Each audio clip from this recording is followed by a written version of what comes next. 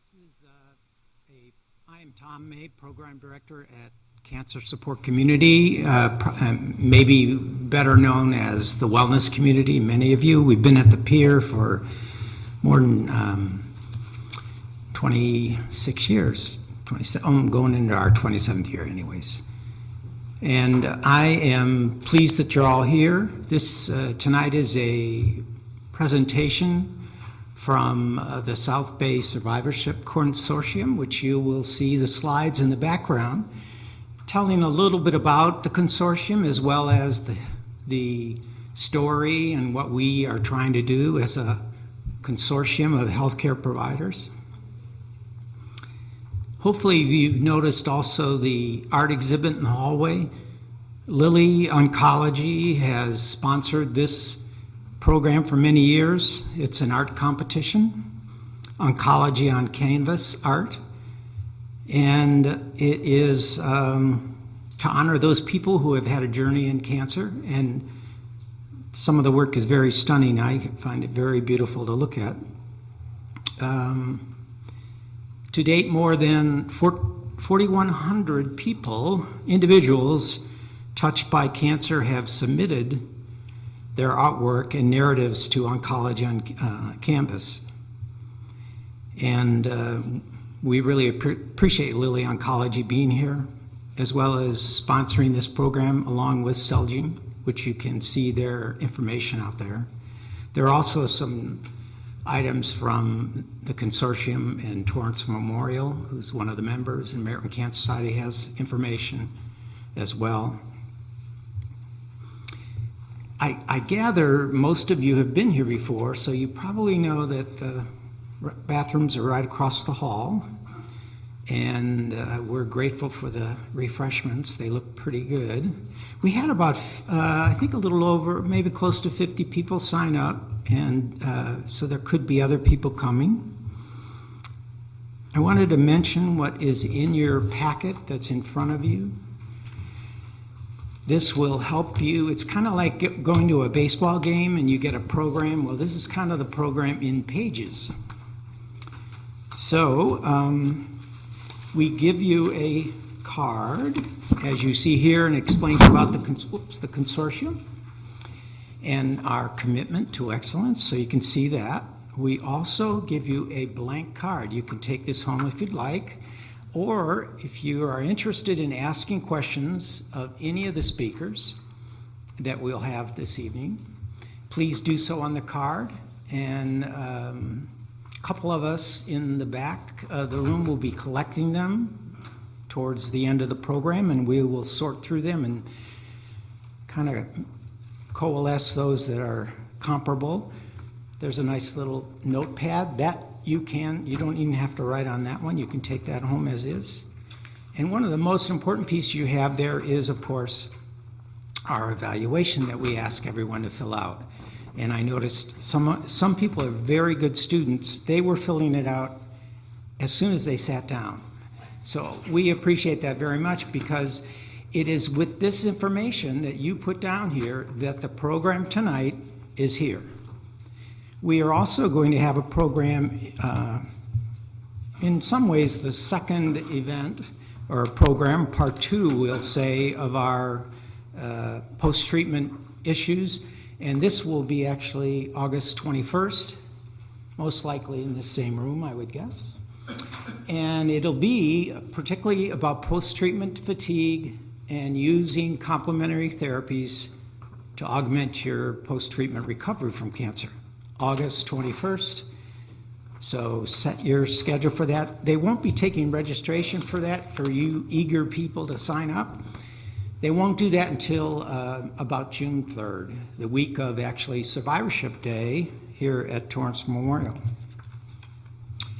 And the last two pieces are actually from CAM Basics, and also some do's and don'ts related to CAM, or Complementary Alternative Therapies.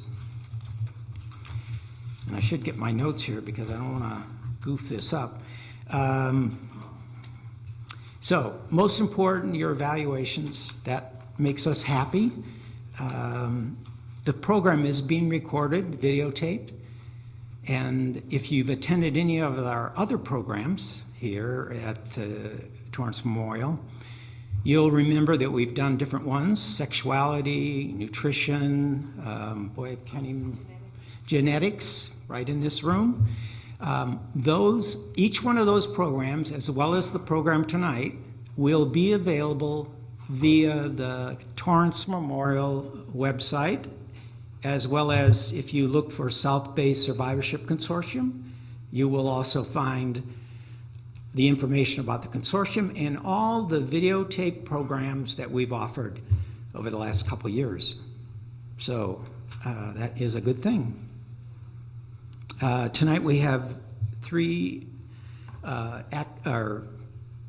complementary practitioners and also Dr. Kate Shieh, who will be introducing the topic and discussing that as a family practitioner physician. And I think as I kind of looked over the shoulder, she's going to talk a little bit about the difference and the words used. I think, is that correct? You're going to talk a little bit about the words used in relation to complementary, alternative. No? Okay. Don't worry about it. Because it's kind of confusing for people. Complementary means to go along with. Alternative means to choose other than. And as healthcare practitioners, we truly believe that you can have alternatives when it comes to supportive therapies. You can choose between going to see your massage therapist or an acupuncturist or learning to do meditation, joining a support group, all those things. But when it comes to medical treatment, alternatives, you are in the zone of uncertainty. While there may be data and information related to alternative therapies, that's choosing something other than traditional medical treatments, one has to be really cautionary about making those choices. And this topic tonight's really important because a survey shows 80% of the people, and that's probably true of at least 100% of the people here, I would think, are choosing some kind of complementary therapy. And that can be a whole sort of things. So I want to thank you for being here. And I want to introduce Miriam Slevin, who is our representative on the consortium from Torrance Memorial. And she has been an oncology nurse for over 30 years and worked in many areas of cancer care, both locally and nationally. And she's currently employed with Torrance Memorial in developing and expanding the cancer survivorship program, which is going to be so much more important in the future because more people are surviving and more people are surviving with side effects and post-treatment issues. So her work is really important in creating programs that are going to help people in the future. And I wanted to add Miriam's passion for issues of cancer and awareness and cancer survivorship have deep roots starting with her family, extending to her patients.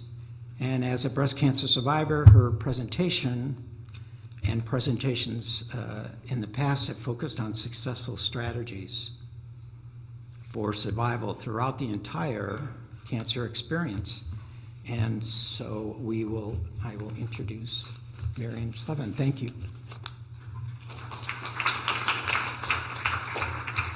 Thanks, Tom. I also get to be the audiovisual geek, so hang on.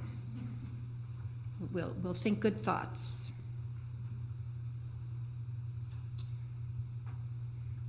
All right, I'll be brief. I'm really just the person that does the introductions. And I just want to thank everybody for coming. We really appreciate your attendance. And as Tom mentioned, that evaluation form, cannot stress enough how much we use that as we go forward and plan programs. It's information that you want to hear that motivates us and helps us figure out what to do next. So that said, you heard from Tom a very nice introduction to what complementary therapies are, and the differences in terminology are pretty significant. A lot of times, has anybody heard the term integrative medicine? So that often it's sometimes used interchangeably for complementary therapies. Complementary therapies actually stand on their own, and as Tom indicated, they're an add to. Integrative therapy is when it's really combined, and the practitioners and the patients look at all of the therapies and say, okay, this is going to work, this is going to add to what we're doing, this is going to help with quality of life, and that's really what we're going to focus on tonight. And as Tom mentioned, the phrase alternative therapy is unproven, sometimes disproven therapies. So there are some great resources on the internet, and I'll share one with you, so that if somebody says, I've got this great thing I heard about from my cousin's uncle that you should do, and there's good resources to follow up and check it out. There didn't used to be, but now we've got some great resources.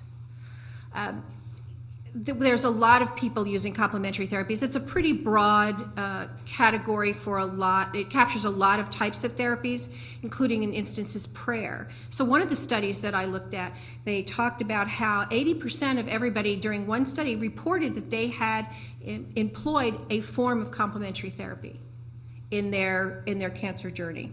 So it's very common. I remember as Tom said, I've been a nurse for a long time. I don't look it, thank you.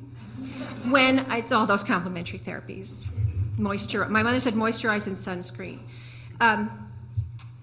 When I started in cancer in the 1970s, and a patient wanted to try something different, Laetrile was real big. Anybody remember that? Laetrile in the 70s, yes.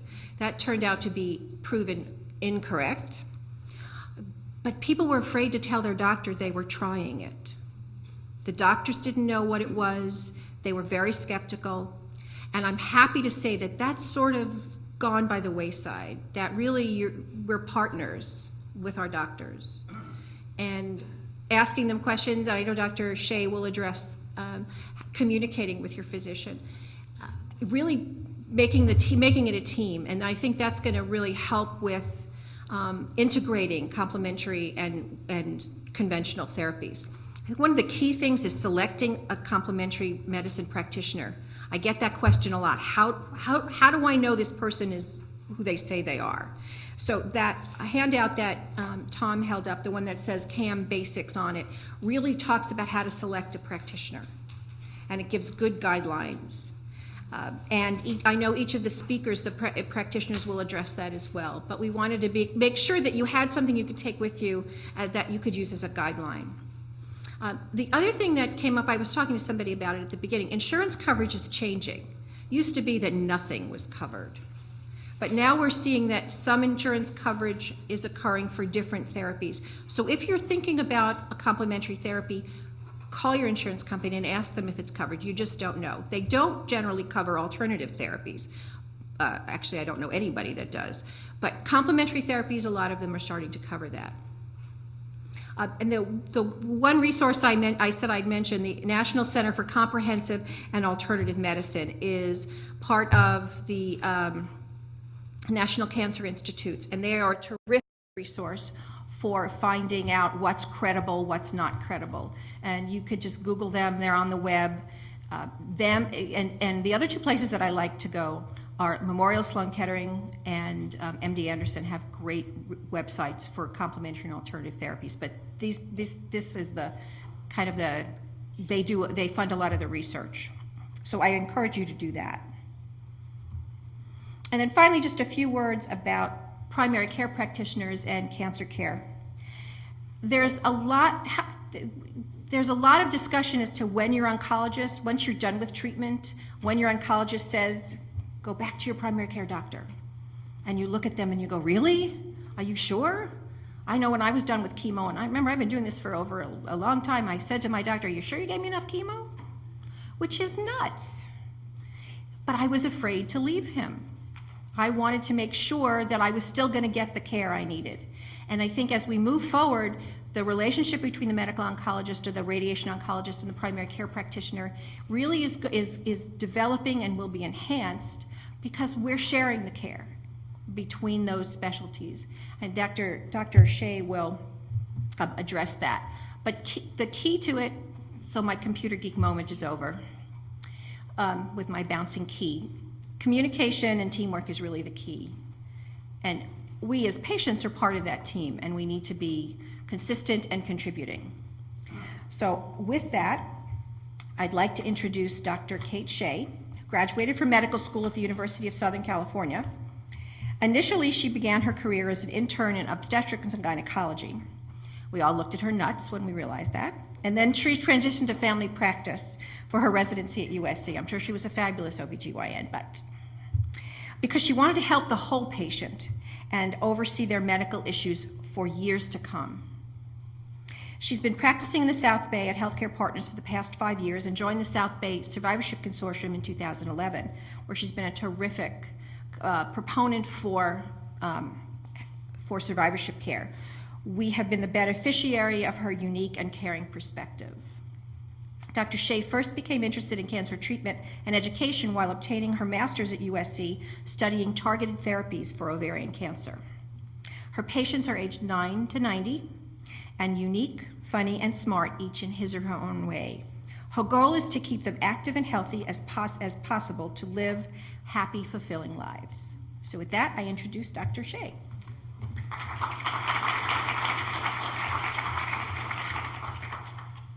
Thank you, Miriam. Good evening. Nice to see all of you here. I'm going to get my slides up and then we'll get started. Thank you. We try and lower the lights. I'm not that optimistic that it'll work. For the animation, this one. Did we do? Is everybody comfortable with that, or are we going to put everybody to sleep? Is that okay? Just click page down. Okay. Thanks again. My name is Kate Shieh, and I do work at Healthcare Partners. I'm one of the primary care doctors there, and I'm really honored to have this chance to speak with all of you. I have two parts of my talk. The first one, because of the generous agreement of one of my patients, we're going to be presenting her case and the symptoms and the side effects that she experienced while she was going through her care. And then that way we thought it would be a great way to highlight those symptoms and have the other practitioners come and focus on those and how their therapies could actually help alleviate those symptoms. The second half of my talk will focus on how to use your primary care physician to your benefit, how we can serve as an advocate for you as you go through your survivorship. So again, these are summarizing the things I will talk about today. And what I always want to focus on is, for all of your physicians, but especially for your primary care doctor, it's really important for us always to remember to treat you as a whole person. So I'm going to start with Shirley's story. When I first met Shirley about 5 years ago, she was a professional woman in her early 50s, active, vibrant, and never really had any serious medical problems before then. On her routine mammogram, there was a right breast mass that was discovered, and after the biopsies and imaging that I'm sure many of you are familiar with, she was finally diagnosed with a right-sided breast cancer.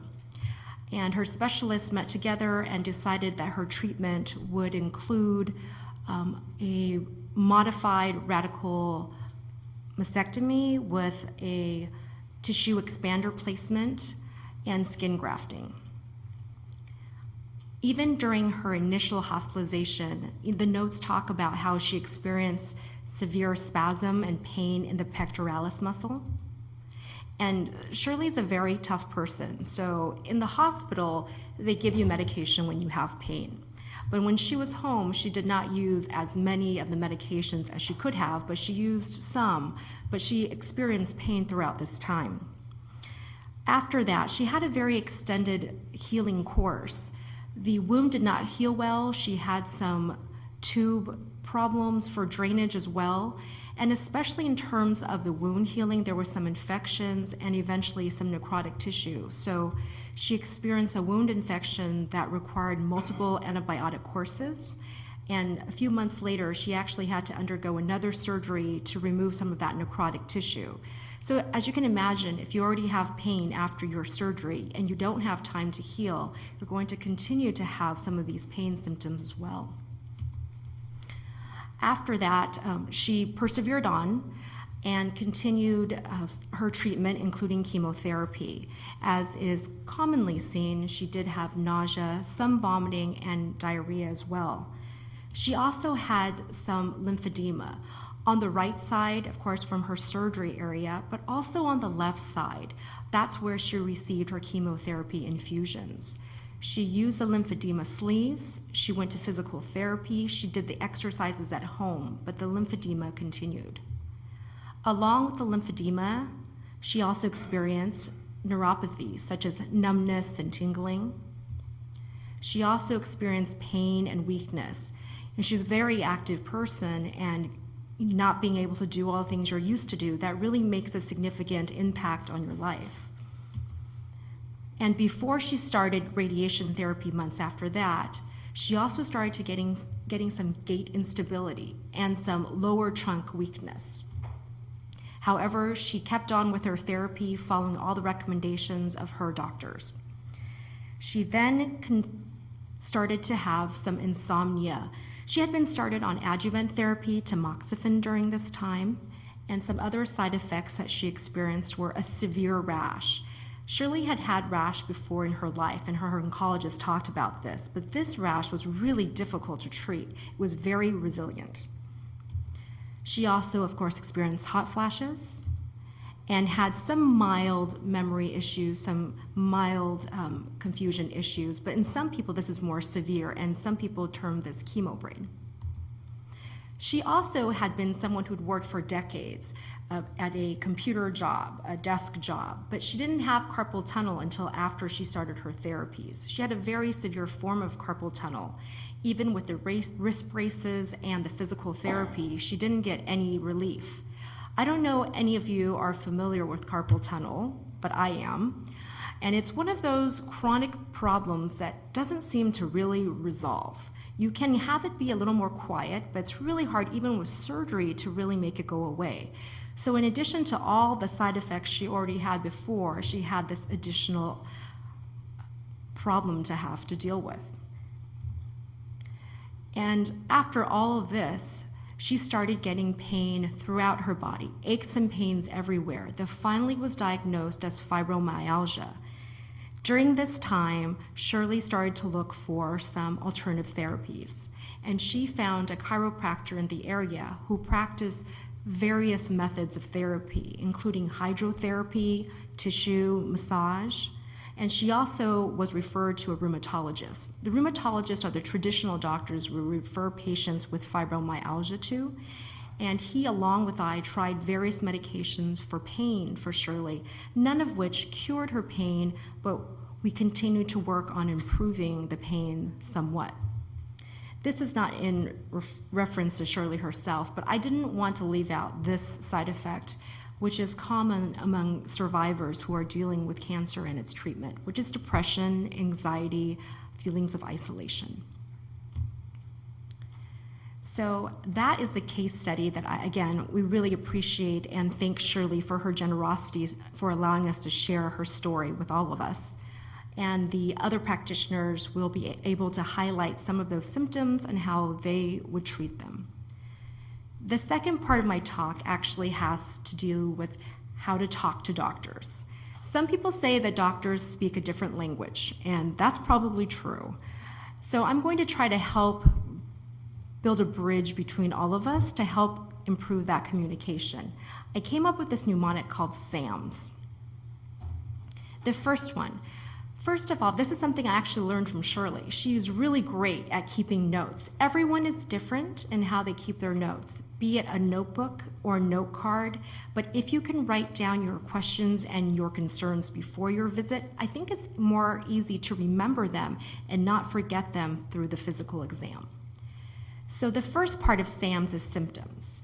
Write down, what are you having? Is it pain, or is it numbness, or is it weakness? Where is it? Is it only in your arm, or is it in your arm and your hand? Because that will call to different diagnoses and treatments. When do you have the pain? Is it all the time, or is it only when you're doing certain activities? And how much pain? I'm sure most of us have talked to doctors and they ask you, what is your pain on the pain scale? But it's so hard to really differentiate what is a 1 and what is a 3. So I'm going to give you a general basis so that we can all communicate on the same plane. A 1 is like stubbing your toe. A 5 is like someone getting punched in the stomach. And a 10 is like an elephant stepping on your foot. So in that range, kind of name for us where you are. It's important to know that because if you come in with a litany of symptoms, which a lot of survivors do, we want to know which one's affecting your life the greatest. We also want to be able to follow you through time. So next time you come for your follow-up, that pain in your arm that was a 9, is it a 5 now, or is it a 3? Or is it still a 9? I mean, those are important things for us to know and also communicate with your other specialists. The second one is an A for activity. Now, this is very important. How does this pain or this other symptom like numbness, how does it affect your activity and your life? That will also help your doctors decide what is the most important issue to address right now. Because if it's affecting how you go about your day, then we want to be able to fix that for you in the best way that we can. We also want to know how it's affecting your overall life issues and your work duties. M is for medications. Medications also stands for therapies, so any side effects that you're having from any of your treatments that are really affecting you, we want to know about it. You're not complaining, you're really telling us the real story, and we need to know it. And lastly, this is something I think that doctors are guilty of not talking about enough, and that is spirit, I'll call it. I want to know about your whole person and how you've been affected by your treatment. Are you feeling low in energy? Are you feeling blue? Are you feeling isolated? And at your follow-ups, is that feeling worse or is that getting better? Because that's something that's really important to dealing with when we're treating the whole person. And also, I think it's important to set goals. In an ideal world, we could alleviate all the symptoms and everyone would be back at a 0 and in perfect health. But what we want to do is set realistic goals. For example, if your pain level starts at a 9 and you can't do anything because your arm pain's at a 9, what is an acceptable level for you so that you can go about your day? Would that be a 2 or would that be a 4? So that way you and I have the same goal in mind. Secondly, what are your activity goals? For example, if the treatment that you're having is prohibiting you from doing something that's very basic, important to you, like washing your own hair, let's talk about how we can implement treatments that can bring that activity back to your life. How can we help? We can definitely work together on strategies and different types of therapy that can bring you closer to your goals. And lastly, I encourage for all patients and also my colleagues to really operate from a place of open-mindedness because as Miriam was saying, there are a lot of new therapies, especially for those of us who've been practicing for a longer time. Maybe there are newer therapies than when we were first in training. So we are open to hearing your ideas. We don't want you to feel alone in this because we're here with you. So we want to discuss with you in an honest and open forum. So finally, these are just my recommendations as your primary doctor. As for all patients, I still want you to eat healthfully. I still want you to keep as active as you are able to and as is appropriate for your stage of treatment. I want you to still be able to engage with your family members and friends. And if you're not doing that, tell me why you feel that you can't do that. There are a lot of support groups, as Tom can tell you about, and perhaps that's somewhere that we should place you so you can get that support that you need. And do not grin and bear it. It's a difficult time and there are a lot of ups and downs in your therapy, but that's what we're here for, to hear you out. So please do talk to us. And another thing about following up with your primary doctor is, as I was talking about earlier, to me, my patient is a whole person. So their cancer does not define who they are. It is a large part of their medical treatment, but it doesn't negate the fact that they also have blood pressure that needs to be treated, or diabetes, or high cholesterol. And in order to protect all of you, including your heart, I want to make sure that we have adequate follow-up to treat all of these issues.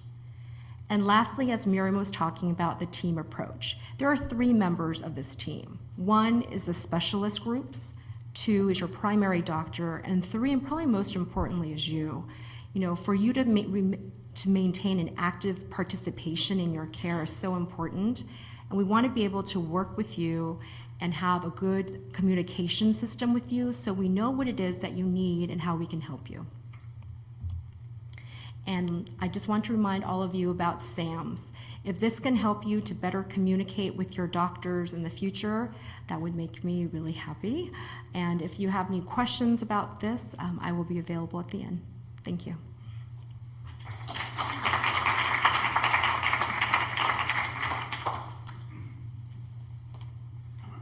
Thank you, Dr. Shieh. That was great.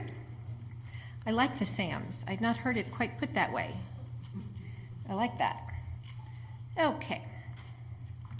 So we're going to move on. I am thrilled that we have such an excellent panel today. Our next 3 speakers have, I'm not even going to guess how many years of experience. Actually, probably that would be indelicate if I did.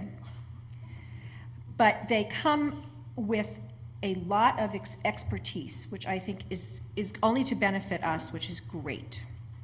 They have a lot of initials behind their names, most of which I've never seen before. So I'm going to assume that they're going to explain who they are. And as Dr. Shieh pointed out, they'll be addressing in their talk not only what type of complementary therapy they practice, when it's appropriate, what to ask for about the therapy, how it would work for you, and really how it would address some of the symptoms that Dr. Shieh mentioned with her patient. So our first speaker is Starrie Lowe. And again, lots of initials I've never seen before. She's a 3rd-generation state and national licensed acupuncturist. So this is in her blood, literally. Currently, she's a staff acupuncturist at UCLA's Arthur Ashe Student Health and Wellness Center, as well as the staff acupuncturist at UCLA's Jules Stein Eye Institute. In addition, Starrie is a therapeutic bodywork practitioner at Torrance Memorial's Health and Healing Center, and for over 5 years served as an acupuncture and acupressure therapist for Torrance Memorial's Home Health and Hospice. Starrie also serves on the advisory committee for the, I never get this name right, Graziadio, okay, Health Wellness Center that's part of, was I close? All right, thank you, all right. Which is part of Torrance, the Wellness Center, which is part of Torrance Memorial. So with that, I'd like to introduce Starrie.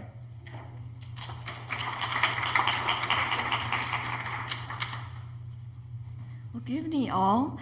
I just want to let you know that I'm very thrilled and very proud and pleased to be here, and I do see some familiar faces, and I think that thrills me the most because that lets me know that you're in strong pursuit of your health and wellness. Okay?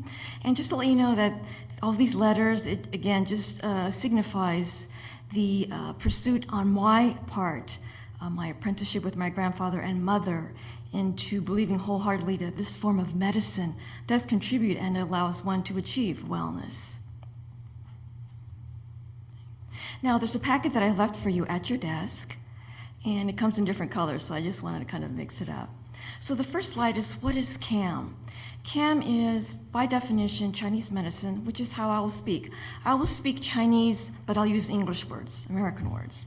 So again, CAM is what we pursue and what we allow ourselves to try and to investigate that is other than conventional therapy. And what my focus is on is acupressure and acupuncture. Now, both of these terms are used interchangeably. Acupuncture is with the use of needles, and acupressure is with the use of hands or fingers. So I wanted to ask you, how many of you have tried acupuncture? Wonderful, it's splendid. Okay. So the next slide. Well, why CAM? Well, I believe, again, wholeheartedly that CAM is a way for us to achieve wellness. So when I work with a patient or a client, what I see is a person, the whole person, that is in the need of feeling well. Feeling well can be someone who has musculoskeletal injury, infertility case, or insomnia, and certainly in this case, cancer survivors. So we do have really good data, really good numbers, and really good research. And the research comes from at least 3,000 years of data. So what I've done is I've compiled 3,000 years worth of information into about 20 minutes. So I think I can get it done. Okay. So again, I have discovered that working with patients and clients that the numbers range from anywhere from 50 to 70% to 80%. Well, what do these numbers mean? Well, these numbers represent anyone who has gone to see an acupuncturist and had a treatment, 2 treatments, or maybe a series of 12 to 14. So the interpretation that we can use that supports what I do is simply that there is a result that's achieved following a session or a treatment of acupuncture. And certainly today we have in comprehensive cancer centers, it's widely used in, for example, with the patients that I see that range from ages 19 to 100. Okay? So integrative medicine, again, it's just a very neat, compact, and very sleek way of defining and incorporating what we call modern medicine today. It's widely accepted, widely used, and it's also an approach. It combines the treatments of Western care, Western physicians, to CAM, so across the board. I think we can include that in this form of medicine. Now, what is the goal of CAM? Well, I wanted to include something that I've found very, very helpful and very important too, and that is CAM has been very successful in addressing and treating cancer patients. So what this also means, and interpretively, what it means is that if cancer patients can benefit from acupuncture, acupressure, well, certainly those in survivorship care can also benefit. So again, if I can sum up acupuncture, acupressure care to anyone and everyone, I would say that it can address many conditions and many symptoms. And everyone who does pursue and try acupuncture can in some way reap the benefits. That is, they can see some sort of effect that can create a change that leads them toward their wellness and their feeling of being well. Well, why acupuncture? So again, as I was saying that, in working as a third-generation acupuncturist, I have seen, I have touched, I have felt, I have heard, and understood what patients of different arenas and different realms have experienced. So everything from anxiety to depression, to insomnia, to headaches, to suicide, suicidal tendencies, depression, physical ailments, physical conditions and symptoms. So here in the United States, I would say acupuncture has been active, and certainly we've engaged in this form of medicine for about 200 years. Now, this is a pretty good number compared to the thousands of years in the ancient countries, but I'm still quite pleased that the studies still continue. And again, the study is very important because it would prove relevancy to all of us, I think to every one of us here, regardless of what we have in our own lives. And the US FDA, the Food and Drug Administration, has also finally approved the needle as a medical device. So I just want to share with you, as I'm doing right now, just some of the background, some important material that's quite relevant leading up to the case that I will discuss, Shirley's case. Okay? Now, just to also share with you that the illnesses that I've seen, that I've worked with, it again supplements the care that we can and are able to receive with acupuncture, again, as survivors as well. Okay? So just a brief glimpse of the current research in the next slide. The research, just to let you know, is consistent and ongoing. So it's not as if, well, we've collected this amount of data, it's going to keep us, it's going to hold us steady, it's going to keep us in a holding pattern. Well, in actuality, that the research is ongoing. So everything from even glaucoma to stress, to high blood pressure, migraine headaches. So the study is very steady and very consistent and ongoing. Okay? So just to give you some level of comfort, I think that certainly for survivorship and even for cancer patients, that there is a very strong presence of agencies that are diligent in pursuing this, okay? Now, I think the best way to explain acupuncture points, because I get this asked all the time. So lo and behold, I was antiquing one day at HD Buttercup, and look what I found. I found these figurines of what are acupressure points. So here we go. So for those who are not too familiar with the concept is that there are points located throughout the body, located on our face, on our scalp, our hands, our arms, our feet, and our legs, our backs, and even our torsos. So these little dots represent a point on each channel or meridian. Because we all know, I think by now, that our body and ourselves, we're not just physical beings or physical parts. We are spiritual. We have a mind, a body, and a soul. We have dimension. We have facets. We're multifaceted. We feel things. So the best way to explain how this medicine works is with very thin needles. They are placed in very specific locations on the body. So these points represent these specific locations. So for example, a person with arm pain or leg pain, certainly it would make sense to put the needles in these areas. Certain places that'll help with nausea, survivorship with nausea, cancer patients as well, even with chemo radiation, very beneficial. So again, there are very detailed locations of these points. Okay? Now, next slide, the physical effects. I get asked all the time, even from people who come up to me on the street, they'll ask me, well, what is acupuncture? How does it work? And my response would be the best way to describe it is that there is a physical change in the body. Well, how do you know there's a physical change? Well, I get feedback. So for example, upon receiving a treatment, needles, doesn't matter how many, as soon as I place the needle in the body, the patient will be able to say to me, upon my asking even, that, well, what do you feel? How do you feel? And certainly upon completing a session, usually the answer is, well, I feel a bit better, I feel a bit more calm, I feel a bit more relaxed. And that's the ideal, because what we want to do is minimize and eliminate and abate the stress that's in the body, because that is what Chinese medicine defines, and how we define illness. It's just a body overtaxed, overstressed. Okay? Now, something else that happens with acupressure is that there's a positive effect to blood pressure. Blood pressure is something that we monitor and watch very closely to all patients. We want to keep that level and those numbers down because we don't want the body to experience and to have to endure the stress. That is something that we have discovered and seen that contributes to illness and not feeling well. Okay? And something else that also happens, endorphins.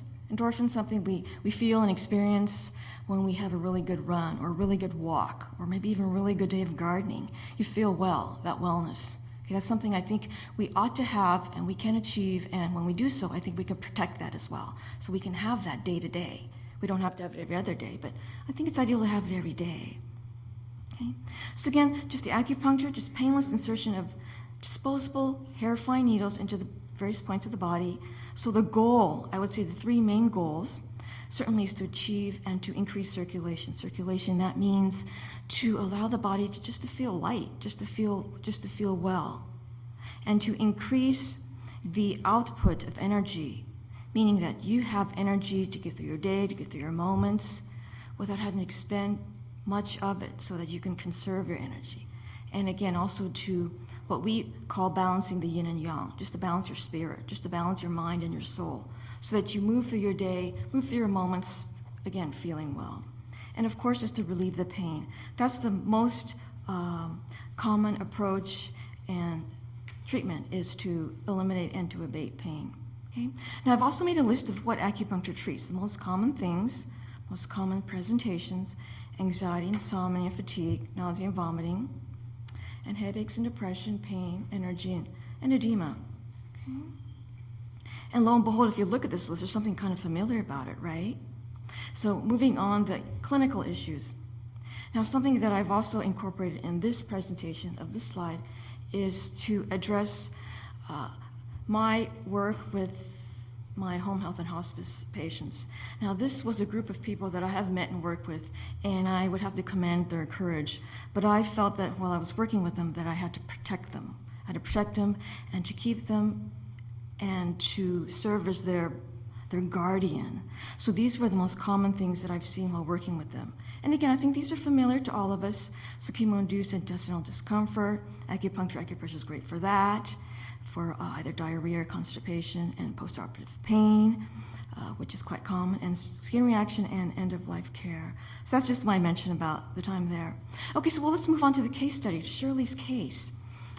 Certainly, I would want to share the information that I have with Shirley and with any of us who have certainly experienced any of them. So this is a list that was certainly comparable and almost familiar to the slide that we saw before. And what I did is I went to the case and made a list of the symptoms that Shirley experienced that is quite easily addressed with acupuncture, acupressure. Now, the list, I didn't list any specific order, but I can tell you that symptoms for everybody is manifested and experienced in different degrees, different layers, and different facets. So that means that Shirley may have experienced more nausea, whereas another person may experience less. Maybe Shirley's had more pain, more anxiety, and maybe a little bit of depression, and maybe someone else has experienced something a little bit less.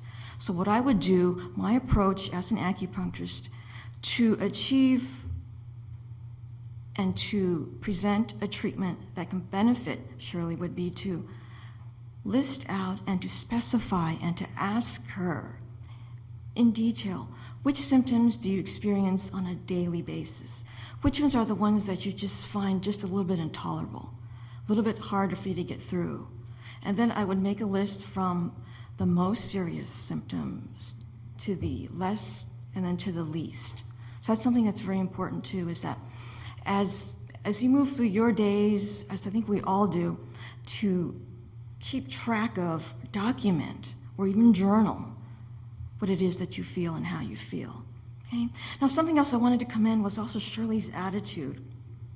I found this very inspiring as a healer and a practitioner, because I also flourish as a healer from the feedback from my patients, because I think my patients are very instrumental in my being able to support and to care for them.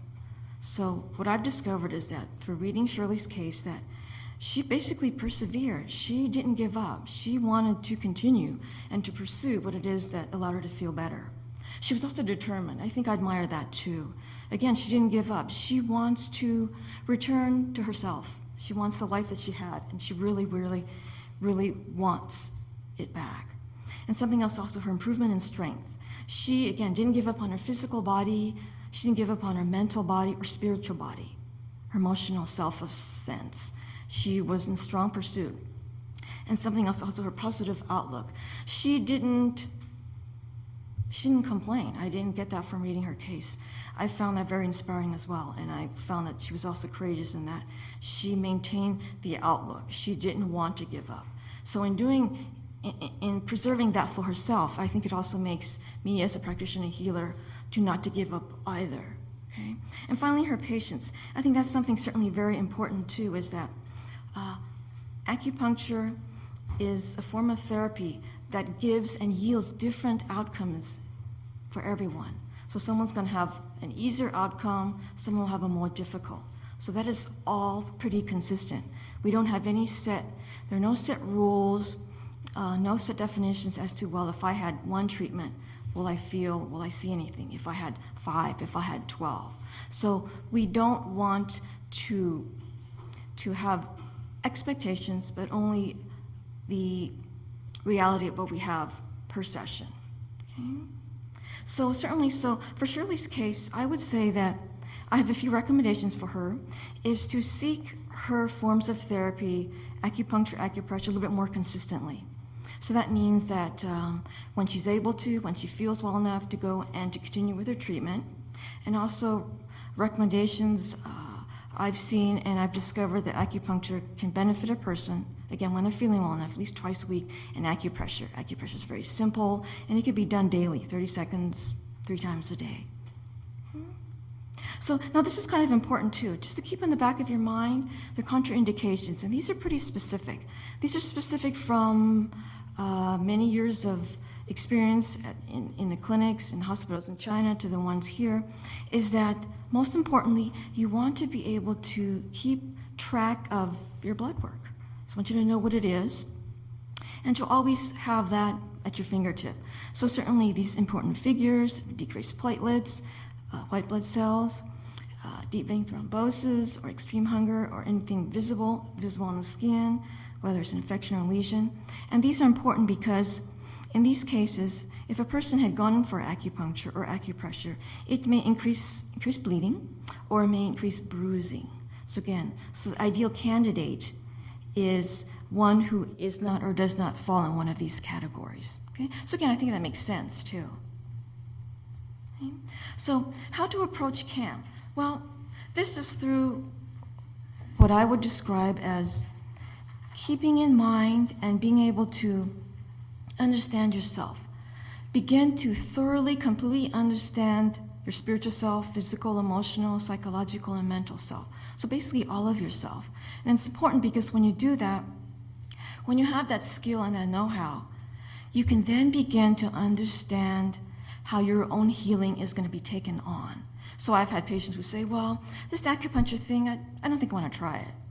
And I think that's okay. And then someone will say, well, I think I want to try it. And I think that is okay too. So what's most important here is to understand and realize that you are maintaining and building your team of healers, if you will. You have your physician, oncologist, family members, friends, complementary healers. So I think that's what's important now, is to investigate and to explore and to decide for yourself how you want to pursue and achieve and meet your goals so that you can stay healthy. So some words, of course, for requirements that you need in searching out an acupuncturist. Certainly there are requirements. There are 40 states currently that have licenses that are issued and given. And the national certification, these are issued for something that can supplement your license, and or these are used individuals who are outside of the country, most commonly used.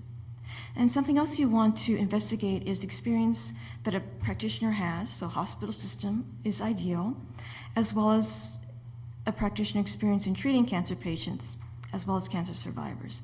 And of course, most importantly, Dr. Shieh also mentioned, I think we cannot stress this enough, is good communication skills.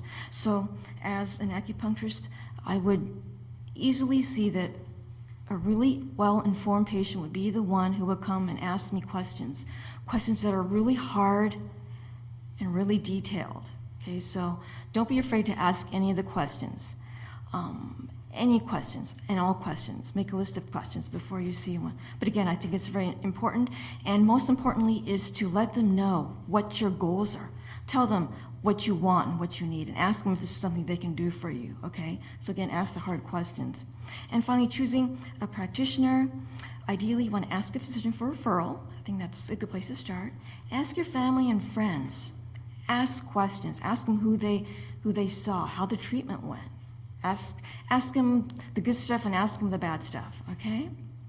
And certainly there are many online sources that you can investigate and to collect information and data for yourself, okay?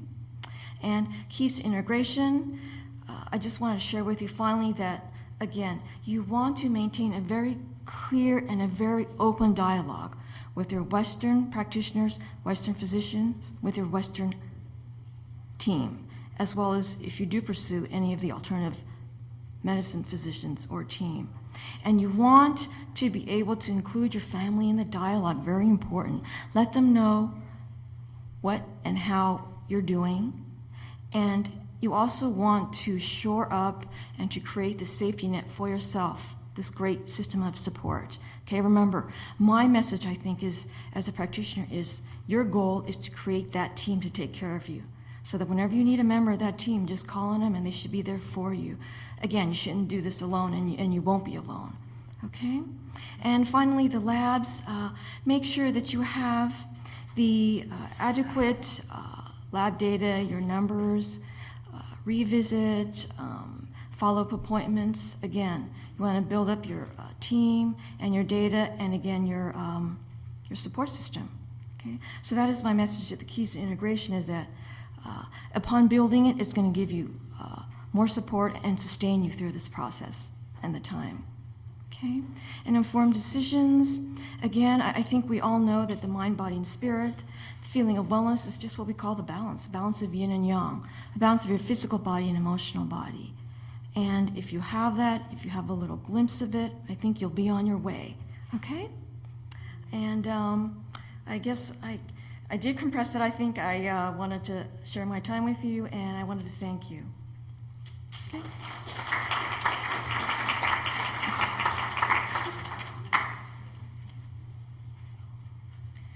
Thanks, Starrie.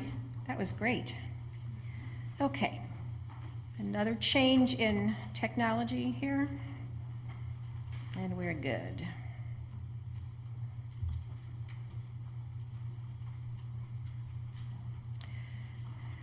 Okay.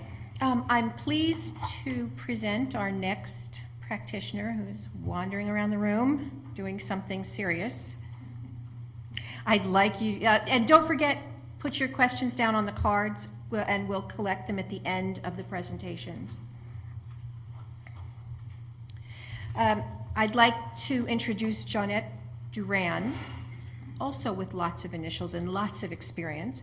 Johnnette is a licensed massage therapist, lymphedema therapist, and esthetician who works in hospitals, hospice, and spa settings. She coordinates and supervises oncology massage programs, which I'm really interested in hearing about, for several cancer centers, including 2 Southern California teaching hospitals, and has received the 2008 Humanitarian Award from the Women's Cancer Research Foundation for her work in the clinical setting with Greet the Day, which is the organization she represents. So I'm really happy and pleased that Johnnette has come all the way from Orange County. I know when you think about it, it is a long way. It's only a long way in traffic. So we're very pleased to have Johnnette join us. Thank you. Thank you. Miriam. I'm a massage therapist and I don't have a PowerPoint. I work with my hands, and I have a few questions to start. Who here has ever had a massage? Why do you go for a massage? Okay, that's a really good reason to go. Clinical data nicely supports the benefits of massage as well, but the most important reason to go for a massage is because it feels good. And during the process of cancer treatment and recovery, often the body doesn't feel good. So to be able to create a moment of comfort where there is less pain, where there is less anxiety, where there is less distress, to be able to create those moments in between treatment or even in the period of recovery after treatment is very precious. Clinical research clearly supports the use of massage in reducing pain and anxiety, in helping alleviate insomnia, constipation, nausea, in increasing serotonin and dopamine. Those are the happy hormones that your body produces when it's feeling good. Research also shows that massage reduces cortisol levels. Cortisol is a stress response hormone. And we also know that after massage, in blood work, patients are shown to have higher levels of lymphocytes and NK cells, natural killer cells, and those are both immune system responses. All of that, and it feels good as well. Contrary to popular media representation, to get a massage, you do not need to take your clothes off.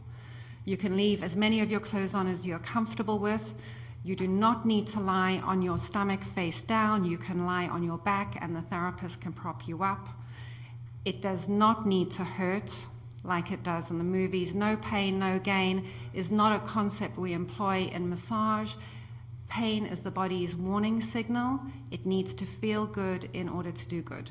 Most massages are between 30 and 90 minutes long, and they can be tailored to suit exactly what it is that you need your therapist to do. If my teeth start chattering, it's because I'm cold, because it was so nice when I came and I left my sweater in the car.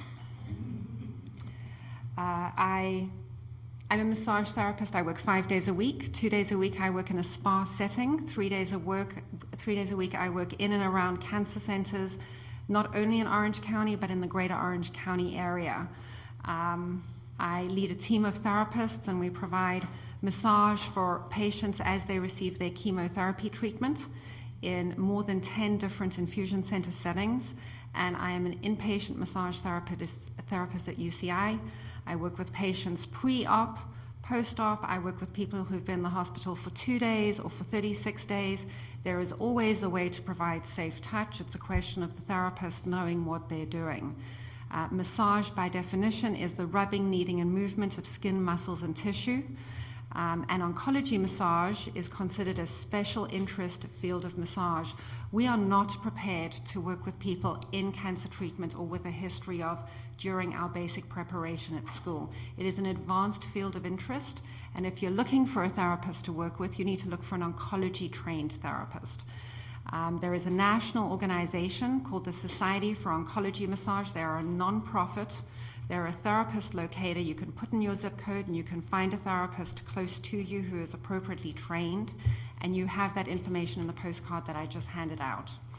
As an oncology-trained therapist, I've been prepared to recognize and safely work around a framework of clinical considerations. Now, there are situations in which the cancer will affect what I do during my massage and how I do it, but for the most part, it's the side effects of treatment that affect what I do and what I don't do. The most primary clinical considerations that I want to be mindful with working around are compromised blood cell counts, blood clots, bone metastasis, medical devices, lymph nodes which have been removed, bone pain, fatigue, neuropathy, and long or late-term effects following cancer treatment. There seems to be a lot more conversation in the field about lymphedema, and a lot of it seems to be focused on the breast cancer population. But as many people get lower leg lymphedema from colon, ovarian, gynecological, prostate, rectal, gastrointestinal cancer treatments that have affected lymph nodes, an oncology-trained therapist won't only work safely with someone who has lymphedema, they will work safely with someone who is at risk of developing lymphedema. People who are at risk of developing lymphedema are not only people who have had lymph nodes removed through surgery, like Shirley did. She had entire axillary dissection with her radical mastectomy. We will work safely with people who still have those lymph nodes but have had radiation, because radiation compromises tissue, and that will involve the fluid transfer. And we also work safely with people who have had sentinel lymph node biopsies, because even if it's just a biopsy, the simplest of onslaughts, every lymph node that is taken from a primary routing site, and primary routing sites are cervical, axillary, and inguinal in the ground, every lymph node that is taken represents a 4% lifetime risk for the potential of lymphedema. And it's easy enough to see that you need an oncology-trained therapist for massage when you're in active cancer treatment or recent recovery, but the largest hurdle comes in recognizing that need when you're 15 or 25 years out of treatment. Because at some point you want to put that cancer bag down and stop talking about it and leave it on another side of your life. But if you've had lymph nodes compromised, that is the kind of information that you have to share with your massage therapist or your esthetician, because they are always going to have to make modifications, and the modifications are very easy to make, so easy to make that you might not even realize they were making them, because it's simple as just changing the direction of your strokes. But if they don't know that information, then they won't know that they need to make that adjustment.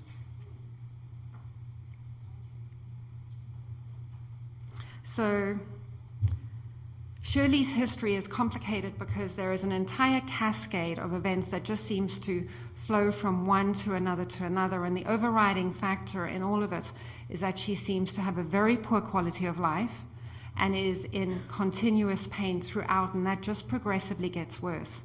As a massage therapist, when I look at her case history, there are 4 questions in particular that came to mind.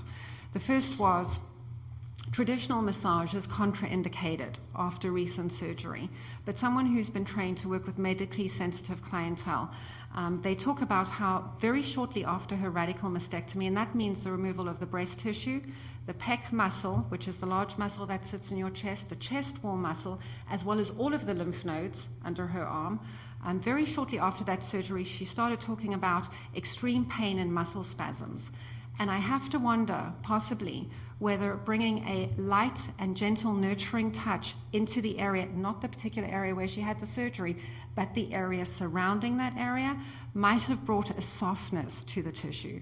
There is nothing that I can ever do that could replace the function of a muscle which has been removed or moved, but I can stop the muscle supporting that structure from going into permanent contraction and softening them because it was a pain symptom she was having. That's the first step that I think that we could have brought in had she been a client at the time. She had her radical mastectomy on the right-hand side, and then she developed lymphedema on the right, and then thereafter on the left-hand side as well. And that's been attributed to the chemotherapy treatment, which then I have to assume was then given intravenously. But I also have to wonder if she was having a right radical mastectomy, then chances are they took lymph nodes out of the left-hand side just to check to see whether those were positive or negative for cancer. And because she didn't have treatment there, the good news is those nodes came back negative. But there was probably a collaborative relationship between the lymph nodes that had been removed and the onslaught of venous abuse that contributed to the later development of lymphedema, which she had. Then we wait with her for a few more months, and the next thing we see in her clinical chart is fibromyalgia. And if you look at the research, fibromyalgia is very often precipitated by a triggering event, which generally happened within the last 6 months. And most often that precipitating event is a physical event. And the example which is most often used is whiplash from a car injury. But a physical event could also have been the surgery that she had. Another trigger event which could have contributed possibly to the development of her fibromyalgia is an emotional event. The other two which follow up are emotional and viral. And going through the process of cancer diagnosis and then thereafter treatment is a very emotional event. So that could also have contributed to that. If you look in the national research databases about the benefits of massage for fibromyalgia, it's very similar to those for cancer. It's very similar to those for a healthy population as well. It's reduction of pain, reduction of fatigue, reduction of anxiety, reduction of insomnia, feeling better, general well-being as a sense overall. So if she were my client and had she been diagnosed with fibromyalgia, I would have done a gentle massage with her. And then the last thing that comes to mind is the carpal tunnel. This lady has lymphedema, and I'm not sure if you know what lymphedema is, but it's an accumulation of fluid inside of the tissues, outside of the capillaries. It's fluid which can't be processed through the system as it should because the processing stations, the lymph nodes, have been removed. So you walk around with accumulated fluid into limbs for an extended period of time, and they start pressing on the tissues, on the nerves inside of that limb. And carpal tunnel is regulated by the median nerve, which runs through the carpal tunnel. So over an extended period of time, if there is ongoing pressure on that nerve, and you look at the chain of events as it happened to her, it would seem that the carpal tunnel could be attributed to her experience of uncontrolled lymphedema. So those are the things that I see when I first look at the situation. As an oncology trained therapist, if she were to be my client, the first step I would take in working with her is, in doing the work I do, our first cornerstone is that our objective is not to fix anything. That is not what we do. Our primary intent in working with any of our oncology clients, whether an active treatment or long-term survivorship, is to improve quality of life. And whatever it is that we decide to employ in our treatment protocol is to improve their quality of life. The first thing I would have done with Shirley is find a CDT therapist for her, a lymphedema therapist. Dr. Shieh said she had seen a physical therapist. I'm not sure what the extent of the lymphedema hands-on treatment was that was involved. I am a lymphedema therapist, but this particular case is outside of my scope of practice. I can work with someone who has mild to moderate lymphedema, but Shirley is clearly somebody who needs to be taken and treated in a more intense manner. Working with just a lymphedema sleeve, as they often do on the arm and the leg, doesn't suffice in a situation like this because lymphedema doesn't affect an arm or a leg. Lymphedema affects a quarter of a body. So just working with a sleeve, you're working just a limb. You're not working the torso or the trunk, and you need to work the torso or the trunk so that you can clear the fluid. And in order to do that, you need 2 pairs of hands. I've spoken to too many physical therapists who do lymphedema on the health insurance system, because of all the different things that they have to do in the general working course of their day. By the time they get to put their hands on a patient, they have 7 minutes with that patient, hands on. So I would want to find a lymphedema therapist who could work with Shirley for 30 minutes for a series of appointments so we could get her lymphedema under control, because I think that if we did, I think we would reduce her pain, and I think we would reduce her experience of carpal tunnel as well. I would introduce to her during her chemotherapy and her severe bouts of nausea the self-application of acupressure point P6. P6 is well reported in the literature, in particular the oncology clinical literature, as being a very effective acupressure point for chemotherapy-induced nausea and vomiting, for CINV. P6 is an acupressure point. You can find it on yourself. It's 3 finger widths up from your wrist crease between the tendons. If you go into the pharmacy and you buy those wristbands for seasickness, that's P6. If you're pregnant and you have morning sickness, that's P6. The way they use it in the chemotherapy clinical trials is, for anybody who's in chemo and feeling nauseous, the moment you wake up, before you get out of bed, 3 minutes gentle pressure, 3 minutes gentle pressure on each side, and then intermittently during the course of your day, 1.5 minutes each side, as many times as you want to. You can't overstimulate it. Self-education is key, and empowering somebody to do something for themselves is pivotal as well. So my 3 plans of action would be to introduce her to a chronic decongestive therapist who could help manage her lymphedema, to introduce her to self-tools that she could use, for example, P6 for her nausea and vomiting, and to provide gentle, undemanding, light circulatory massage where the intent is specifically to reduce pain and anxiety, and in that way contribute to an improved quality of life. Lots of people use massage. Athletes use massage to recover from injury, to reduce pain, to heal quicker. The military uses massage for both of those reasons, in addition to which the military also uses massage as a co-prescribed treatment for anxiety and for post-traumatic stress disorder. Teachers, doctors, nurses, school teachers, housewives use massage because it feels good. And that's the number 1 reason why you should consider using a massage, because it feels good. And if you're in or have a history of cancer treatment, you want to make sure you find an oncology-trained therapist, because they can be safe with you. Thank you.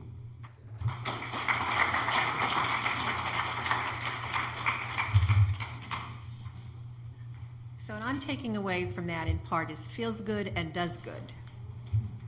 I think those are great. All right, I'm just going to try and get rid of this so we don't see the... Okay, our last speaker is Linda Neal. Linda has been involved with providing meditation and guided imagery services for over 35 years. As a teacher and presenter in schools with the cancer support community and in private practice, Linda provides workshops and individual counseling for medical personnel, private clients, and cancer patients and their families. Her expertise includes meditation, stress reduction, guided imagery, and healing writing. Thank you for being so chivalrous, young man. That was very nice. Linda has won several writing awards and continues to publish short fiction, memoirs, and poetry that have appeared in anthologies and newspapers. She's been invited to do readings of her work at various regional venues. Beginning as a literature major in college, Linda has combined this talent with her degrees in linguistics, clinical psychology, and the additional work she's done in bioenergetic analysis. I had to look that up. As a marriage and family therapist, Linda combines all of her talents to the therapeutic advantage of those with whom she works. Among her other interests, she's quite well-rounded: collage artist, gardener, flower arranger. She enjoys jazz, bird watching, beach walking, photography. She's a political activist, a mother, and a grandmother. So with that, I'd like you to meet Linda. I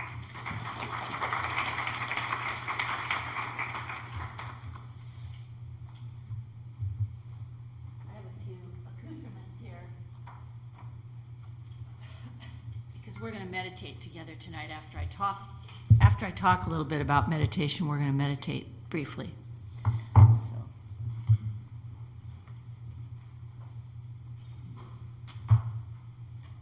I have my special clock, so we won't go over. You won't have to sit too long.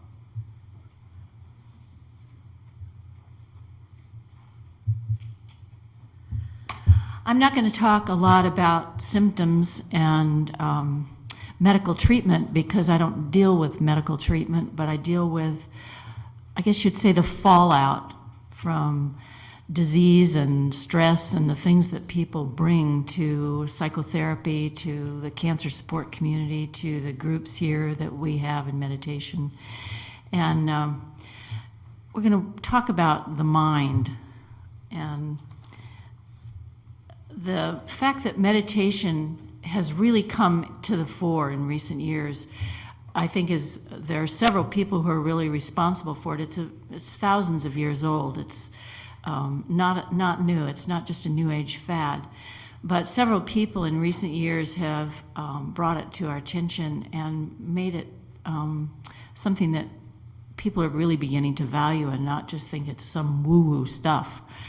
And one of them is Jon Kabat-Zinn at Massachusetts Institute. And he started working in the 80s with people, medically challenged people, using meditation and alternative visualization, yoga, those kinds of things, to treat patients complementarily. So one of the things that I think is important to think about is that we can't think of meditation or our mind really as a cure, but we can think about it as an aid to healing. And there's a difference between curing and healing. And we may be still carrying some disease, but we may feel better, we may live with it well. And I like what Kabat-Zinn says. I'm giving you at the end a group of handouts, a packet. It'll look like this. We'll put it back on the back. And his book, Full Catastrophe Living, is one of the touchstones, and it's on the resource list, for the efficacy of meditation practice. And I want to just read a little bit about what he says about healing. We are using the word healing here. It does not mean curing, although the two words are often used interchangeably. As we have seen, healing implies the possibility for us to relate differently to illnesses, to disabilities, even death, as we learn to see with eyes of wholeness. Healing and wholeness come from the same root. So meditative practice is something that can help us become whole and more, and that way contribute to healing. And he talks about your body may have cancer, it may have AIDS, it may have some disease, it may have all these symptoms like Shirley had, but our mind can help us control them and feel more whole. So I think this is really good news for us, because if we can have some effect ourselves, be our own practitioner to do something useful for ourselves, that's got to be good news. We don't have to depend on everyone else. Certainly we want to take advantage of the medical world, but we want to also incorporate the best of our own mind, our own selves. One of the things I'd like to say is there's a lot of us people talk about, well, I know how to pay attention, I know how to, follow things and do things, and I can concentrate. But meditation, mindfulness practice is not the same thing as attention or concentration. And I think it's interesting to think in terms of attention as focused awareness. You're attending to fixing a meal, you're attending to changing a baby's diaper, you're attending to a process that you're doing. You may attend to your breath in meditation, which we're going to do tonight.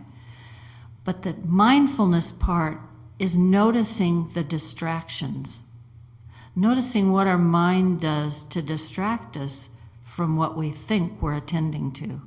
And it's a very tricky thing, and we call it a practice because you never have a play or a show. You never get finished. It's always a practice.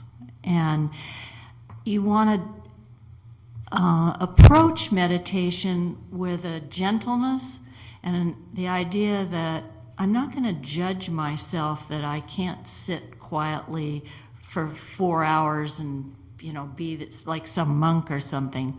It's more about noticing what my mind is doing when I'm trying to sit still. Noticing what I do when somebody walks in the room and I wanted it to be quiet. And in the groups that I lead where we practice meditation, these are the things that we talk about. We sit quietly and breathe. We notice what's going on in our body. We notice what's going on around us. And then we notice what we do with the distractions or if we fall asleep. There are always going to be things going on. The mind never stops. And the idea of meditation is not to go to some far-off planet. The idea is to notice what's going on inside and around you so that you can become more skillful in the way that you approach, say, your doctor, your spouse, people in the community, so that I like the image that a lot of people use who teach meditation, some of the old timers. When the doctor does this and your knee bounces, and that's a reaction, and we want to stop those mental reactions by taking time out, by being able to breathe and be aware so that we respond, so that we become more skillful in the way we interact in the world. So it's a non-judgmental awareness, and we're experiencing what's going on in the moment. And physiologically, meditation, there are many studies, I'm going to cite a few here, but there are many studies that show that some of you may know we have two nervous systems, two parts of our nervous system. We have the parasympathetic and the sympathetic. What we're trying to stimulate is the parasympathetic nervous system, which is the part of us that releases and goes calm. Many of us are caught in the sympathetic nervous system. You can think stress. And certainly if you're dealing with cancer, with treatments, with the side effects, the after effects, these are going to be stress-inducing. They're going to activate the sympathetic nervous system. And that just feeds on itself and creates additional stress. I like the example that I think it's Sapolsky uses in his book, which I've cited here. And many other people have talked about it, that the idea that we are not in the jungle being chased by tigers. That's what activates our sympathetic nervous system. But we might be experiencing cancer, we might be experiencing a nasty fight with someone that also activates our sympathetic nervous system. The problem we have is we're not like a cat or a dog. You know how your cat or your dog, they chase after something and they have this wild moment, and then all of a sudden they're just conked out. Well, we're carrying the tiger around in our head. And this process of meditation is very useful for releasing that tiger that we have in our head, whether it's the boss, whether it's the doctor, whether it's the treatment, whatever it is. We talk about white coat syndrome. This is a great time to meditate when you're going to have an appointment to release some of that stress that accumulates. And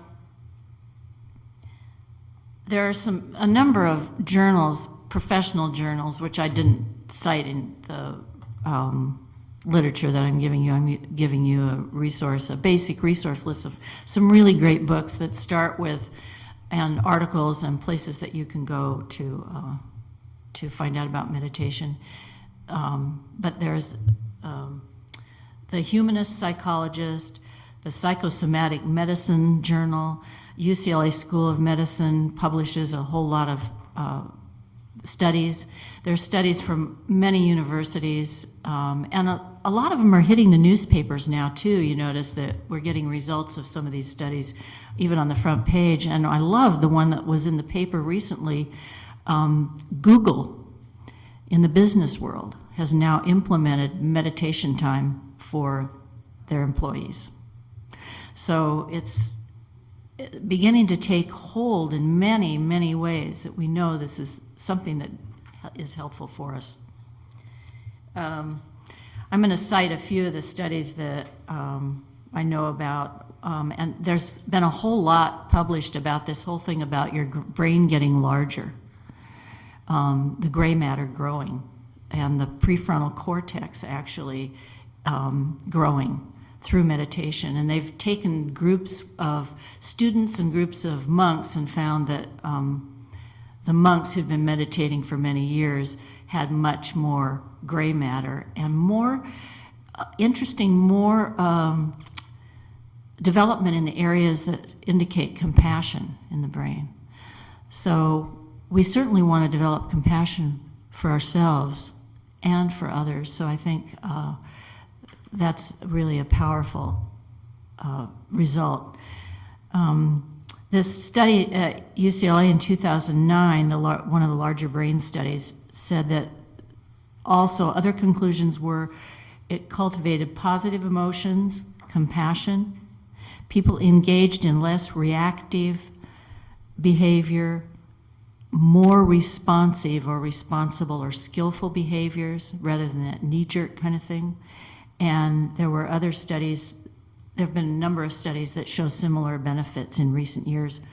In 2010, there's a neurobiology study that talks about reduced fatigue, and certainly this is going to be important for anyone going through chemo and struggling with radiation, and reduced anxiety. I think increased working memory is an interesting phenomenon that, you know, if people are so concerned now about the mind and the brain and dementia. Also, spatial processing improved, as well as in this study, as well as the skillful and responsive behaviors that I was talking about from the other study. And at Duke University in 2008, there was a study that the conclusions were that there was more positive state of mind, people had more positive states of mind, more positive affect of the autonomic nervous system, which we were just talking about, and fewer stress hormones, reduction of stress hormones like the cortisol that Johnnette was talking about, more endorphins, better natural killer cell and T cell activity. So that's a real important thing to think about in terms of building your immune system. And I think that stems back, there was some work way back in the 80s by Margaret Kemeny and George Solomon at UCLA that I thought was really impressive. In fact, I went to a workshop with them back then, and they talked about the studies they were doing on AIDS patients at that time, where they found the improvement of the immune system. So, I mean, we have all these marvelous indicators that our mind can really help us. A really offbeat one, I thought, was one that Kabat-Zinn and some other people did with psoriasis patients who, for psoriasis, they often treat with ultraviolet light. The group that had the ultraviolet light coupled with meditation had significantly better results than the group that had only ultraviolet light treatment. So I thought that was really interesting. And they're using it a lot in people with fibromyalgia, rheumatoid arthritis. The Kemeny and Solomon studies also involve rheumatoid arthritis. So I think we just, and there's other studies too that they just go on and on and on that show that meditation is really a useful, efficacious practice. And I find that I like to talk about it a little bit personally too. that I find that it's easier to be patient. And I think one of the things I hear the most from people who come new and fresh to meditation is that they lack patience, and they find that that helps a lot. And the joke is always about screaming on the freeway, you know, yelling at drivers, and finding they don't have to do that as much anymore. That's a minor thing, but it's also a contributor to stressors that we then carry around with us.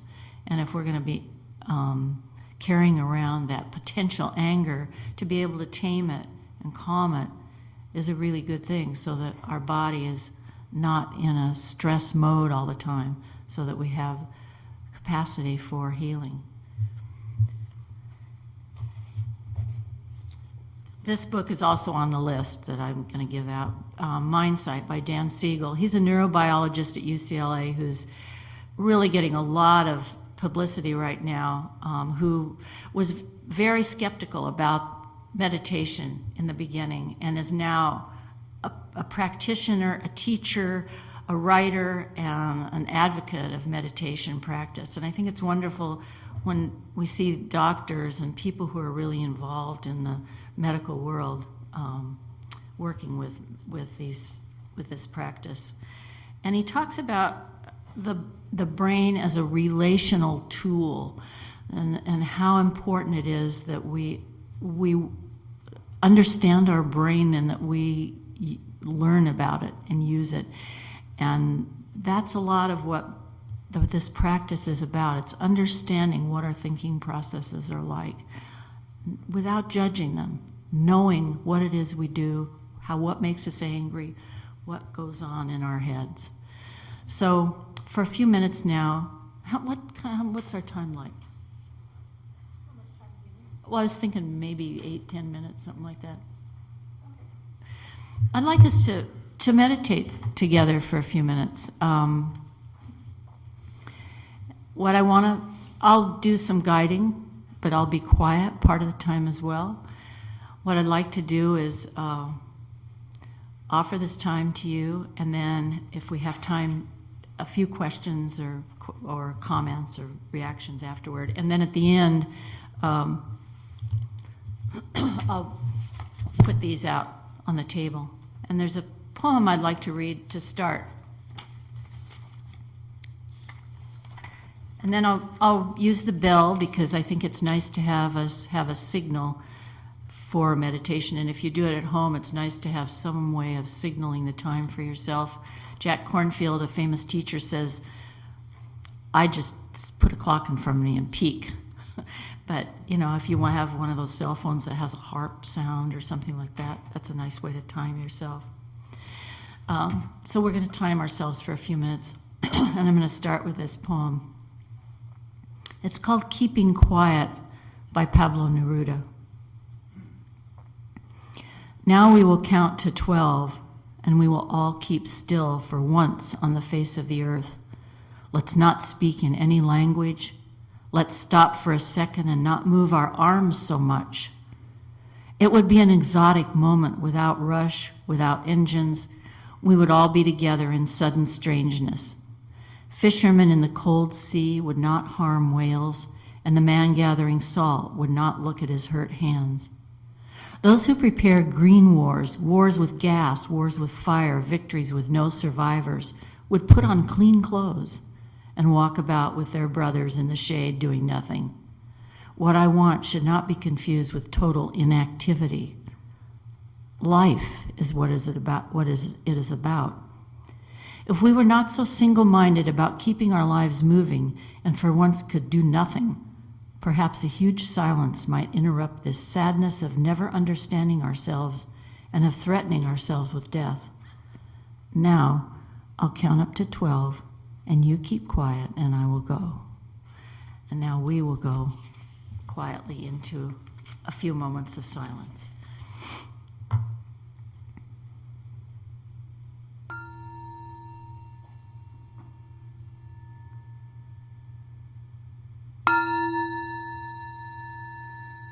So allow yourself to sit in a way that's comfortable. Your eyes can be defocused, or they can be closed, feet on the floor, legs uncrossed. And just allow yourself to notice what it feels like to just be sitting, the shape your body takes on the chair, the way your breath comes and goes, and the way the thoughts come and go.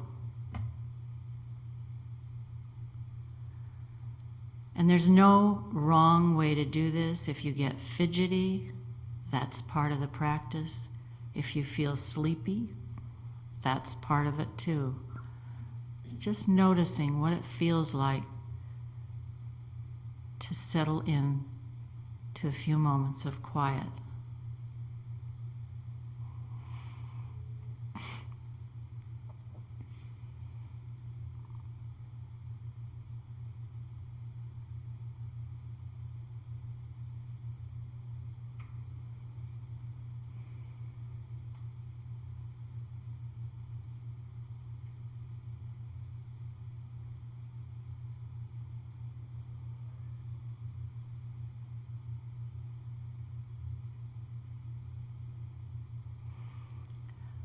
And just notice how your shoulders feel, if they're tight or loose, or you may want to kind of roll them down. Imagine that your shoulder blades can slide down your back.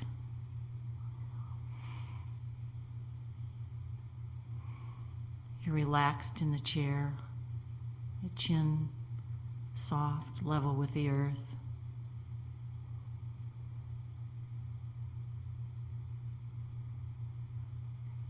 There's nothing to do and no place to go. Just to notice what it feels like to be alive, to be breathing. And you might want to follow your breath, noticing from the belly up, the belly, ribs, and the chest expanding, and then gently releasing. And you can say that to yourself as part of the focusing. Belly, ribs, chest.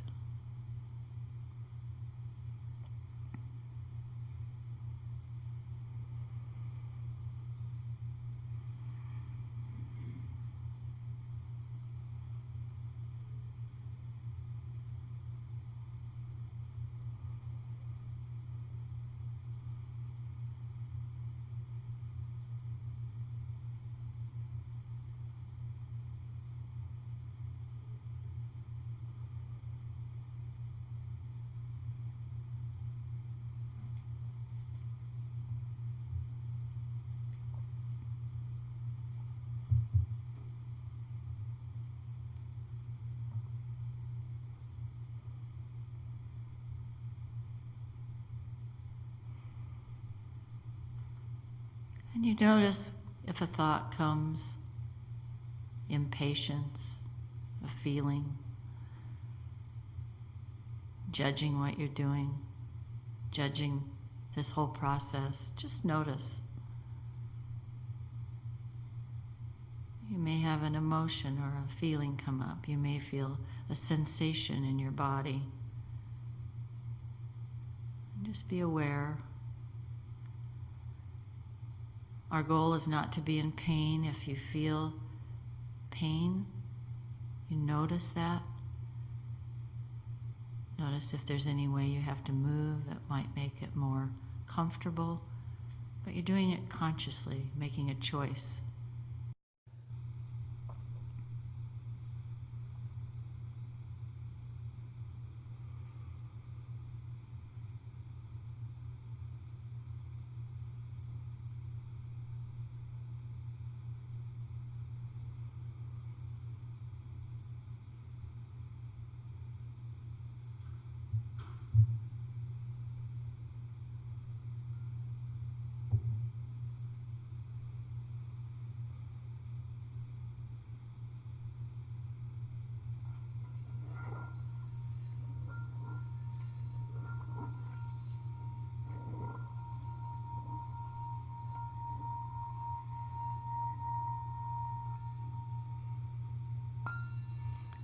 So this was just a taste. 5 minutes. And it's something you can do on a daily basis. One of the great teachers, Thich Nhat Hanh, suggests you can do it at a stoplight, a red light. You can do it on your way to answering the telephone if you're walking or if you're holding it. Let it ring more than once. I'm getting ready. I'm going to answer the phone. I will smile and greet the person. So we practice on a daily basis, doing daily things to make ourselves more responsive and more compassionate. And certainly we can do it in our own daily activities, eating, getting dressed, standing in line, waiting at the doctor's office, all those kinds of things. So I give you this opportunity to practice a little bit, and I hope that you will find a place, a time to do it on your own, to ask more questions and develop a practice. Thank you.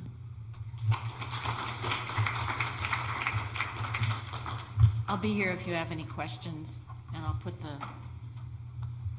brochures out there.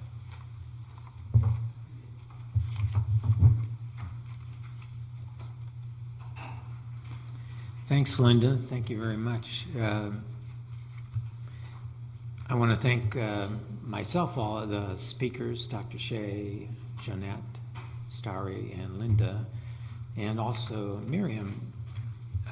Great introduction, great overview of simplifying this big thing of complementary treatments. Now, as we talked about earlier, two very important pieces of paper: the evaluation, our favorite thing. So if you took notes or you wanted to put something on there to remember or try to tell us, thank you. The cards, if you have a question, if you've written it down on a card, if you need another card, just raise them up. We will have our wonderful people pick up. Dr. Macalino's there. He's picking up cards. So if you have a question, put it on the card, and then we'll take some time. We'll sort through the cards or just read them if we have a few questions. Again, we are pleased that you're here.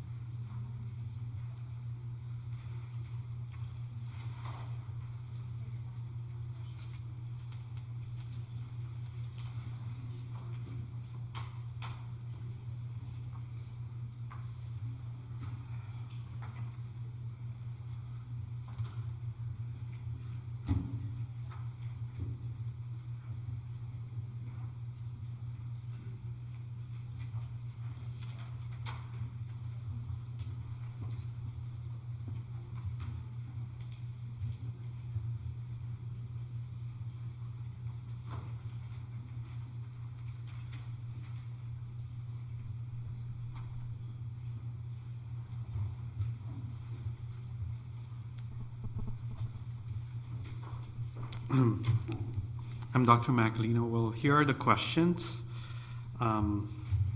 This is addressed to Star. First question is,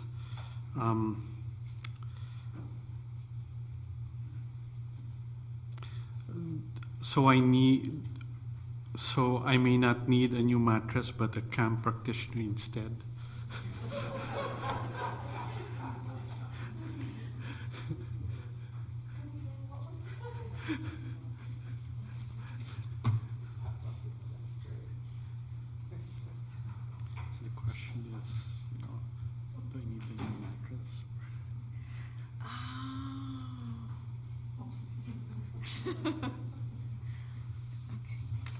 see that question again? The answer. Okay, take a look at it.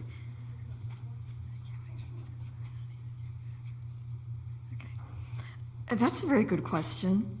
My response would be that I think a CAM practitioner would be a good idea, a good place to start. Maybe some gentle yoga as well, and maybe a new mattress. Did that answer the question?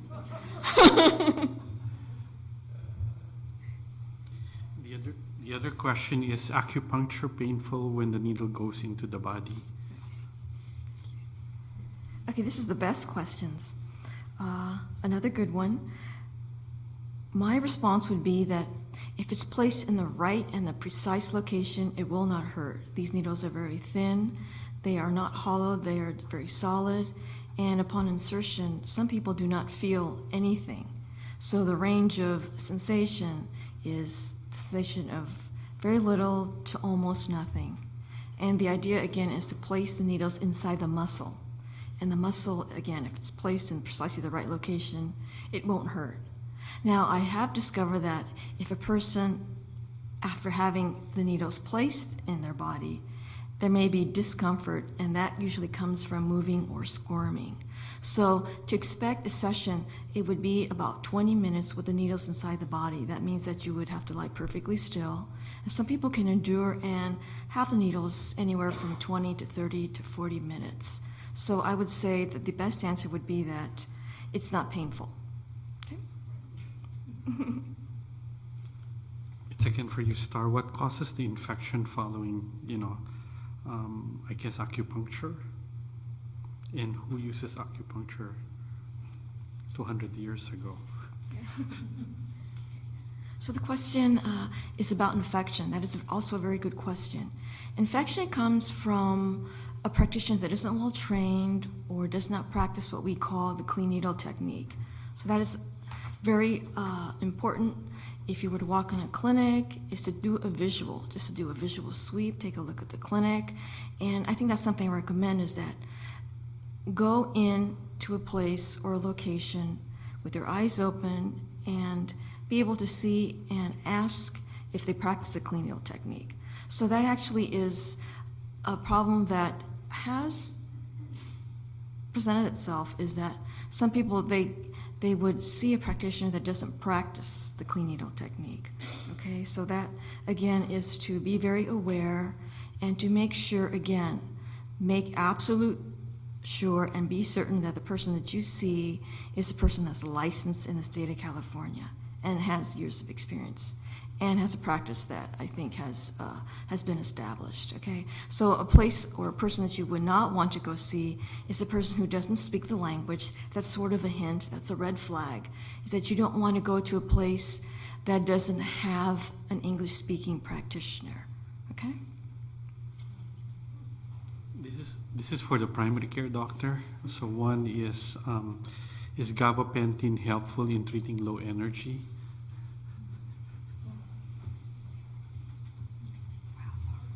That's a hard question. Thank you. In my experience, I really can't tell you enough about the evidence behind that. And we can both tell you about gabapentin in its natural form is different than what you find in the supplements. So what I usually say to that is, supplements like that, if it's from a safe source, if it doesn't cause problems in terms of side effects or your labs being abnormal, like your liver enzymes or your kidney functions, it's probably okay to try, but I don't know how truly helpful it is to you, but that's not something that's really in my area, but I'm open to having people try things if it doesn't harm them. The next question is it unwise to meditate while my blood pressure is being taken? Am I cheating the test? Okay. Maybe she can speak to the meditation part of it, but I actually think that is a good practice to start in your life. If you can meditate in your most stressful times, and if that includes coming to my office, then start meditating in other aspects of your life in which you have a lot of stress. Because anything that can bring your blood pressure down outside of medication that's not harmful to you would be helpful. But you have to practice it in every aspect of your life and not just when you're in my office.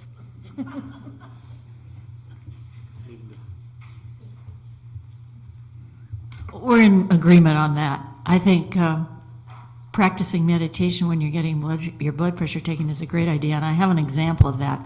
I have kidney disease, and that's often part of the problem is there's blood pressure, tremendous fluctuations. And one time I was at my nephrologist, and this was some years ago, and visualization, which I didn't talk very much about in the earlier, is a kind of a child of meditation. So I was having my blood pressure taken by the nephrologist, and it was quite high. And she said, "What is it that you do at the wellness community?" I went, "Oh, oh yeah, that." So I did a visualization. I went into my breath, did a visualization of this beautiful healing rose that I had brought to me in the hospital that became like a healing symbol for me. And it just came to me that I would picture this rose and my doctor and me in the middle of it. I can't tell you what an extreme difference it made.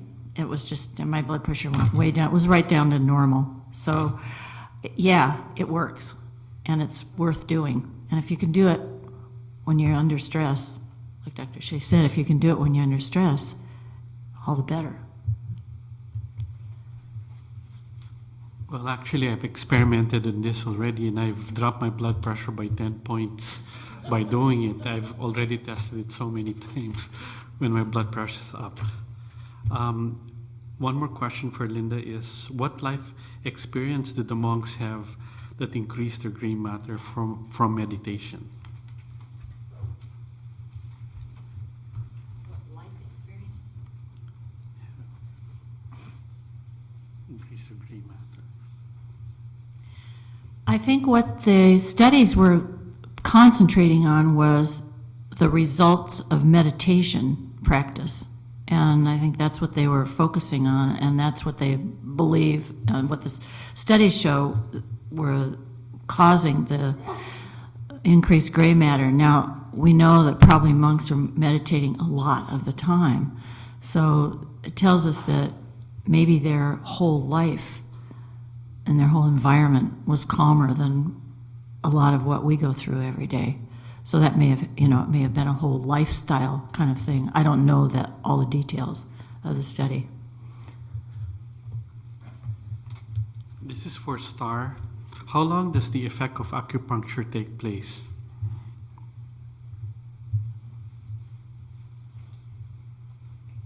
Another Question here. Okay, so let's see.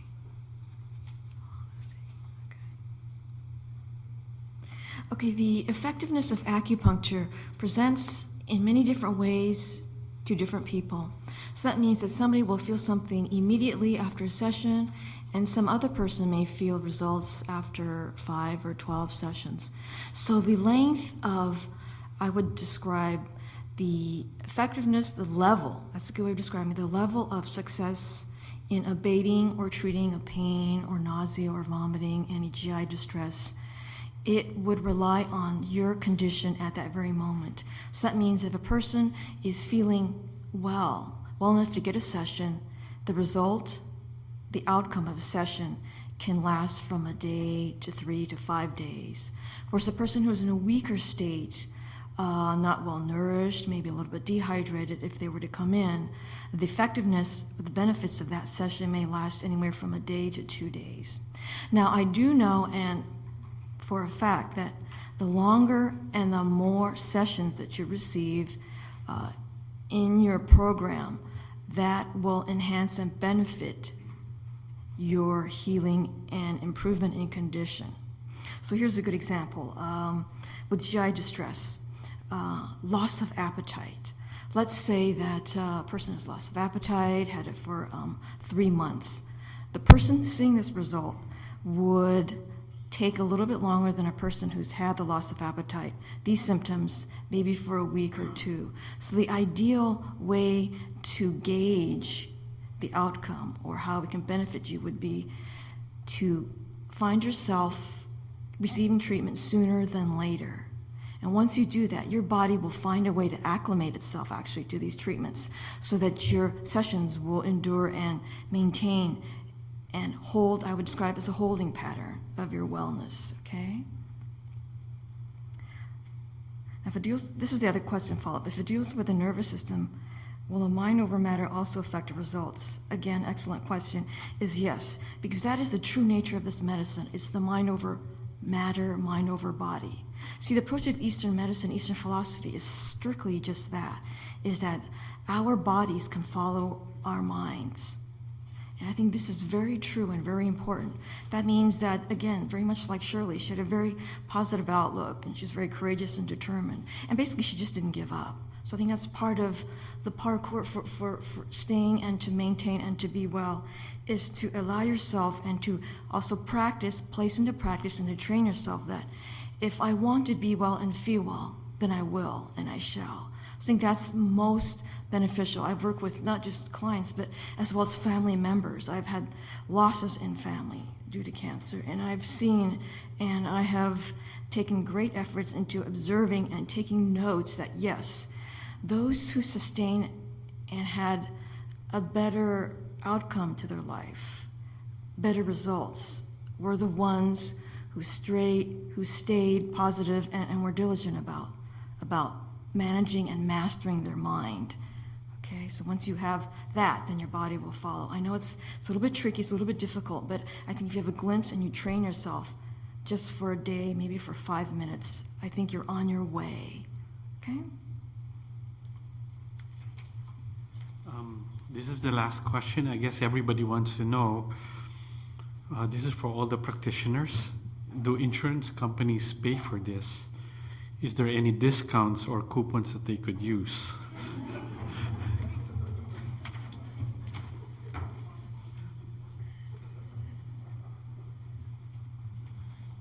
Okay, quick answer to that. Let's see. Yes, there are some insurance companies that cover, I believe, Blue Cross, some Medicare programs. So again, check with your program. And something I also recommend is that if you find a practitioner, be able to bargain, ask them, tell them, let them know of your financial situation. This is something I see that I think benefits the patient and the practitioner. So be open and open the dialogue that, well, this is my income. And again, you can make arrangements, special arrangements. And also some agencies, some companies, if you have a super bill, collect and document your receipts, your spending, your expenditure, and you can submit. Okay?